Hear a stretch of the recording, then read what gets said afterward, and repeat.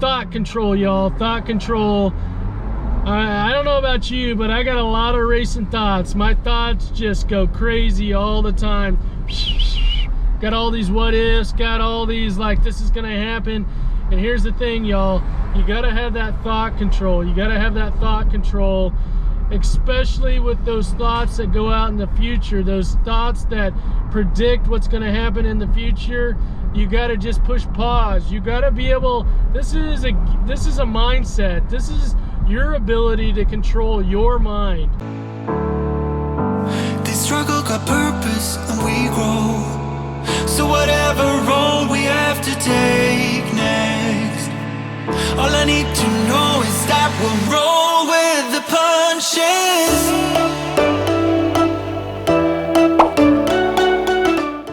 All right.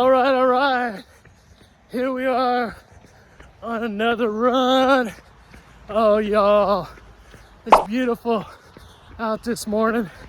Just out connecting my mind and my body.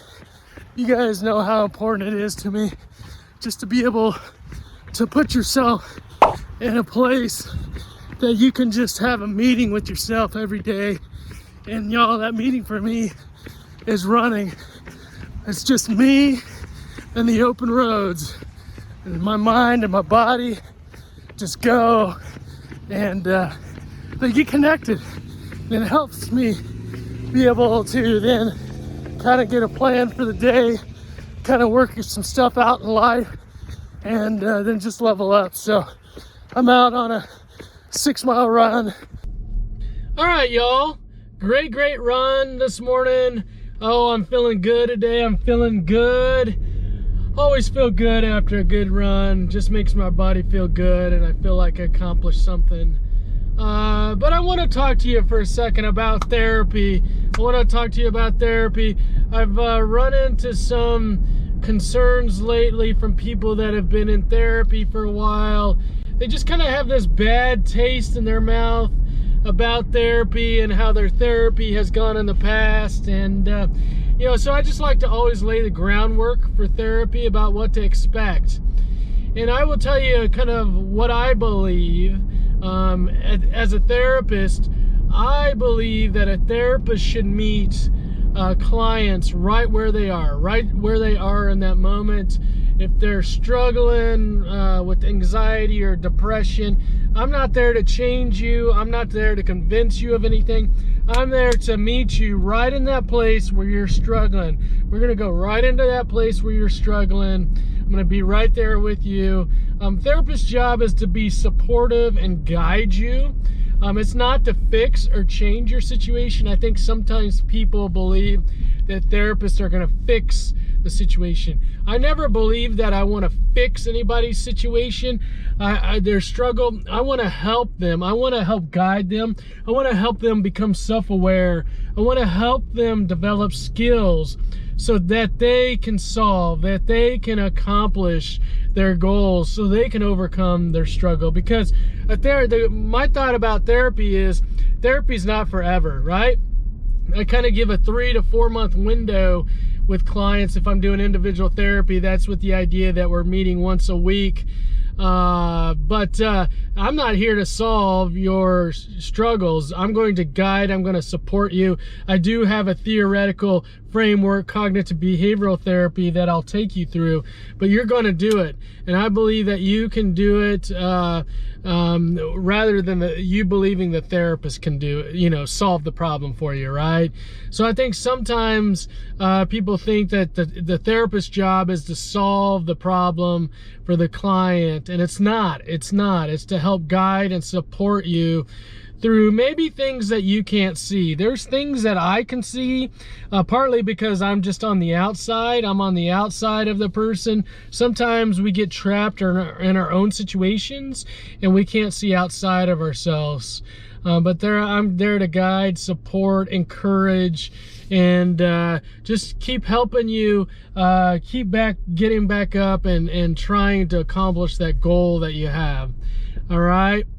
Hope that helps. All right, let's go see some clients. Okay, it's time for what's been coming up in client sessions. Well, let's talk about being perfect. Who's perfect out there? Who's perfect? Are you perfect? Do you want to be perfect? I'm here. I guess I'm going to burst your bubble. I mean, none of us are perfect. None of us are perfect. We all struggle. Everyone struggles. You have heard me talk about that forever and ever. And I talk more and more. I talk about this word perfect more and more all the time. There's so many different ways I could go about talking about this, but I'm just going to talk about real quickly this idea about being perfect. Being perfect, it's like putting an armor. It's putting like a defense on your body. Whereas if I'm perfect, then there's no reason for people to be mad at me. There's no reason for me to be disappointed in myself or others to be disappointed in me, and everything's good. Everything's gravy if I'm perfect. I mean, what's there to complain about if I'm perfect? Y'all, the struggle is no one's perfect, and if you believe that you have to be perfect to get along with people or for people to approve of you, you're going down a slippery slope. So here's what I'll talk about. There's lots of ways that we can talk about this perfectionism. I want to talk about the way that I would talk with someone is to help them, instead of being perfect, when they are imperfect, how do they talk to themselves? Do they give themselves grace? Do they give themselves positive self-statements, right? Are they encouraging to themselves? Do they give themselves love through this imperfection? Or do they beat themselves up, right? I really encourage that grace, that self-acceptance, those positive self-statements. It really is about helping that person build their self-confidence and their self-esteem, especially when things don't go well, right? That you still are a good person. You're still a good person, even though you didn't do something well. You're still a good person. And that just takes people being able to be in those situations to struggle, and then be able to have a different way of relating to that struggle, be able to have some of that positive self-talk. Now, in a situation where people just, if it would be with grades, or if it would be in activities, if it would be in sports, if they just can't develop that self-confidence, they just don't have that grace, they don't have those positive self-statements, they just choose not to do it, then what we'll do is we'll just practice being imperfect. We'll make mistakes on purpose. And while we're making those mistakes on purpose in session, I'll just encourage them in session to practice those positive self-statements and that grace that we're talking about. All right, y'all. Don't try to be perfect. Don't try to be perfect. You're setting yourself up for failure. Don't focus on achievement. Don't focus on achievement. Don't focus on getting everything right. Focus on your effort. Just focus on your efforts and give good effort. And giving a good effort, you'll accomplish your goals at some point. All right, y'all. Okay, it's time for what's been coming up in client sessions. Important topic I've been focusing on with clients, wanted to get it out to you. It's that important. Thought control, y'all. Thought control. I don't know about you, but I got a lot of racing thoughts. My thoughts just go crazy all the time. Got all these what ifs, got all these like this is gonna happen. And here's the thing, y'all. You gotta have that thought control. You gotta have that thought control, especially with those thoughts that go out in the future, those thoughts that predict what's going to happen in the future. You got to just push pause. You got to be able, this is a mindset. This is your ability to control your mind. Your mind's just going to go and you're going to have to find a way to manage all those thoughts. And for me, it's like, nope, not going there. Nope, pause. Nope, thought control,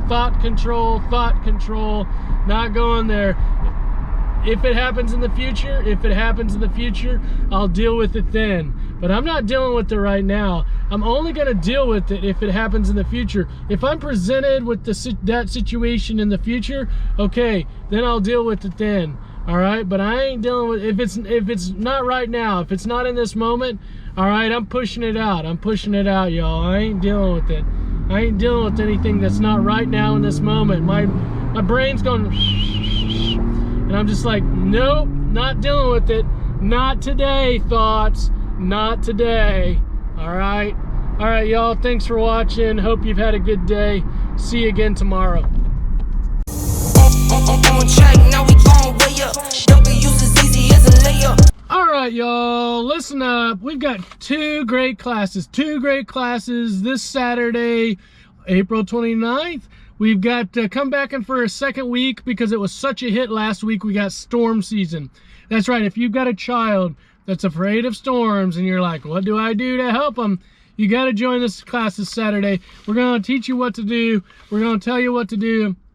So as these, spring and summer storms, they get going, that you'll have the skills to be able to parent your child when they get afraid of the storms, all right? The second class we got on Saturday is one of our favorites called Picky Eater. We know there's a lot of kids out there that just love chicken nuggets and French fries and hot dogs, okay? But how do you get your kid to eat those things like broccoli, those healthy things, those things that your kid just does not want to eat? Well, that's Picky Eater. You come in, join us. Picky Eater on Saturday, April 29th. We're going to give you a protocol to get your kid to try new foods and have less stress and fighting at the table, and just have a good old jolly old good time at the table instead of fighting over those things that you want your kids to eat. Join us this Saturday. We'll see you online. See you then.